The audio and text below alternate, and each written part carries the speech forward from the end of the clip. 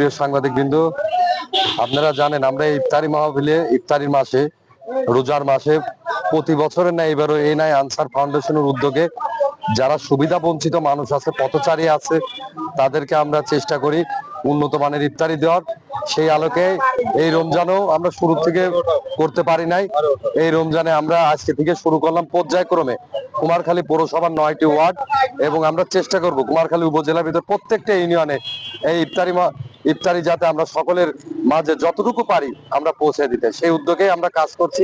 ইনশাল্লাহ আজকের থেকে শুরু হলো, আপনাদের দোয়া করবেন যাতে আমরা পর্যায়ক্রমে সকলের হাতে, যারা সমাজের সুবিধা বঞ্চিত মানুষ আছে, পথচারী আছে, রিক্সাওয়ালা আছে, অনেকেই দেখা যাচ্ছে সময় মতন বাড়িতে পৌঁছাতে পারে না, তাদের জন্য আমাদের এই এনআই আনসার ফাউন্ডেশনের উদ্যোগে ইফতারি আয়োজনটা। আজকে আমরা কমপক্ষে 1000 প্যাকেট দিয়েছি।